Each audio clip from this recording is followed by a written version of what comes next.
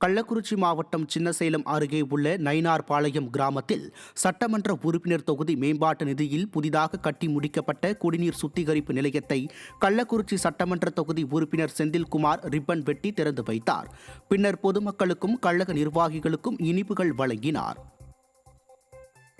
வேலூர் மாவட்டம் குடியாத்தம் அருகே சாலையில் சென்று கொண்டிருந்த லோடு ஆட்டோ திடீரென தீப்பற்றி எரிந்ததால் பரபரப்பு ஏற்பட்டது. குடியாத்தத்தில் இருந்து ஆம்பூர் சாலையில் சென்று கொண்டிருந்த லோடு ஆட்டோ இன்ஜினில் இருந்து புகை ஏற்பட்டு கொழுந்துவிட்டு தீ எரிந்தது. தகவல் அறிந்து வந்த தீயணைப்புத் துறையினர் 1 மணி நேரம் போராடி தீயை கட்டுக்குள் கொண்டு வந்தனர். இந்த தீ விபத்தால் குடியாத்தம் ஆம்பூர் சாலையில் கடும் போக்குவரத்து நெரிசல் ஏற்பட்டது.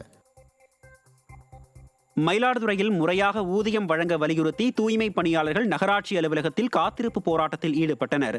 மயிலாடுதுறையில் தூய்மை பணியாளர்கள் ஒப்பந்த முறையில் பணியாற்றும் நிலையில் இவர்களுக்கு முறையாக சம்பளம் வழங்கப்படுவதில்லை எனவும் பாதுகாப்பு உபகரணங்கள் இன்றி பணியில் ஈடுபடுத்துவதாக குற்றம் சாட்டினர். இதை கண்டித்து 3 நாட்களாக தூய்மை பணியாளர்கள் வேலைநிறுத்த போராட்டத்தில் ஈடுபட்டனர். இந்நிலையில் தூய்மை பணியாளர்களுடன் அதிகாரிகள் நடத்திய பேச்சுவார்த்தை தோல்வியடைந்ததால் நகராட்சி அலுவலக வாசலில் தூய்மை பணியாளர்கள் காத்திருப்பு போராட்டத்தில் ஈடுபட்டனர். திமுக அரசை கண்டித்து திமுகவின் கூட்டணி கட்சியினரே போராட்டத்தில் ஈடுபட்டனர்.